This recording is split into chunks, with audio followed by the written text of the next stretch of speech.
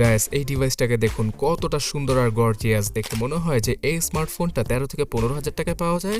হ্যাঁ guys, Redmi 13C ফোনটা বর্তমানে Redmi 12C ফোনের দামে পাওয়া যাচ্ছে। তো এত সুন্দর ডিজাইনের পাশাপাশি ফোনটার মধ্যে বিশাল আকৃতির ডিসপ্লে, মোটামুটি ভালো মানের ক্যামেরা আর সর্বোচ্চ 12GB র্যাম পর্যন্ত ইউজ করার সুবিধা থাকছে। সো এই ফোনটার কোন ভেরিয়েন্টটা কত দামে পাওয়া যাচ্ছে বাংলাদেশে আর কোথা থেকে কিনবেন সেটা জানার আগে কুইকলি Redmi 13C ফোনটার ভালো মন্দ সম্পর্কে জানাচ্ছি।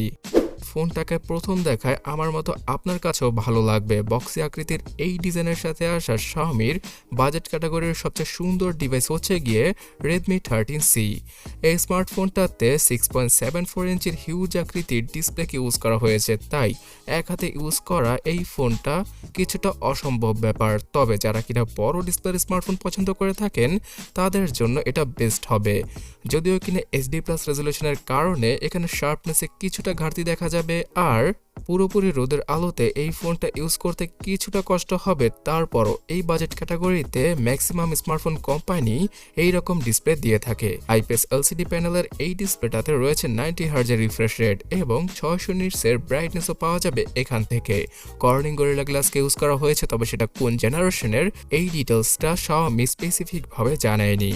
এই স্মার্টফোনটার উপরে একটি ইউ শেপের ছোট আকৃতির নচ পাওয়া যাবে আর সাইডের বেজেলগুলো কিছুটা কমই বলা চলে। তবে নিচের চিন এরিয়াটা এই স্মার্টফোনটার ডিসপ্লের অনেক বড়, যেটা দেখে আপনারা স্মরণ করতে পারবেন যে এটা বাজেট ক্যাটাগরির একটা ডিভাইস।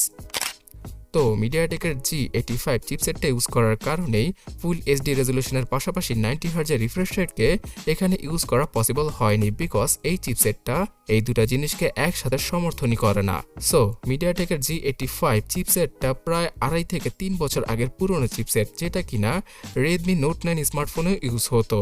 সো আপনারা বুঝতেই পারছেন যে এই চিপসেটটা যদিও কিনা পুরনো, তারপরও 12 থেকে 13,000 টাকা বাজেটে এটা মোটামুটি যে কোনো সার্ভিস দিয়ে দিতে পারবে। হেভিলি তো গেম করতে পারবেন না, তবে টুকটাক গেমিং করতে পারবেন আর PUBG গেমটাও টেনে টুনে 30 থেকে 35 FPS এ খেলতে পারবেন। ফ্রি ফায়ার গেমটাও এখানে খেলা যাবে ইজিলি। সো এখানে যদি মিডিয়াটেকের G88 ইউজ করা হতো তাহলে আরও কিছুটা বেটার হতে পারতো। আর এই চিপসেটের সাথে রয়েছে 4 থেকে 8GB র্যাম, মানে 4GB 6GB 8GB এই তিনটা ভেরিয়েন্টের সাথেই মার্কেটে লঞ্চ করা হয়েছিল Redmi 13C কে। তবে বাংলাদেশে এখন 4GB আর 6GB র্যামের ভেরিয়েন্টটাই পাওয়া যাচ্ছে। 4/128GB ভেরিয়েন্টের জন্য 12-13 হাজার টাকা এবং 6/128GB ভেরিয়েন্টের জন্য 14-15 হাজার টাকা দাম রাখা হচ্ছে। সো আনঅফিশিয়াল ভাবে এই ফোনগুলো আপনারা যে কোনো লোকাল শপে পেয়ে যাবেন। বিশেষ করে ঢাকার মধ্যেই এই ফোনগুলো বেশি বিক্রি হয়ে থাকে আর বিভিন্ন জেলা শহরগুলোতেও খোঁজ নিলে পেতে পারেন Redmi 13C ফোনটাকে। সো 6GB র্যামের সাথে 6GB র্যাম এবং 8GB র্যামের সাথে আরও 8GB র্যামকে ভার্চুয়ালি ইউজ করার মাধ্যমে সর্বোচ্চ 12 থেকে 16GB র্যামকে আপনারা ইউজ করতে পারবেন এই 13C স্মার্টফোনটায়। এছাড়া গাইজ, ডেডিকেটেড সিম স্লটের মাধ্যমে 2টা 4G সিম আর একটা SD কার্ডকে 512GB পর্যন্ত ইউজ করা পসিবল হবে এখানে। 50 মেগাপিক্সেলের ট্রিপল ক্যামেরা সেটআপটা শুধুমাত্র নামের জন্যই পেছনে দিয়েছে Xiaomi, বিকজ এখানে 50 মেগাপিক্সেলের মেইন ক্যামেরাটাই কাজের আর অন্য 2টা ক্যামেরা একদম ফালতু আর অকাজের।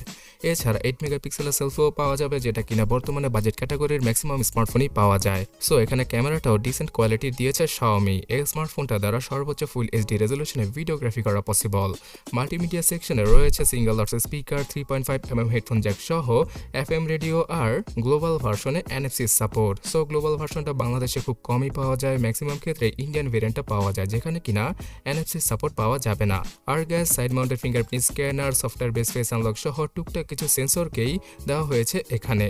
এবং সর্বশেষে 5000 mAh এর ব্যাটারি সহ 18 ওয়াটের চার্জিং স্পিডটা পাওয়া যাবে Redmi 13C স্মার্টফোনটা থেকে। সো স্পেসিফিকেশন অনুযায়ী ফোনটার মধ্যে আহামরি তেমন কিছু নেই, শুধুমাত্র বড় ডিসপ্লে আর এর ডিজাইন। এটাই হচ্ছে গিয়ে এই স্মার্টফোনটা সেল করার মেইন রিজন।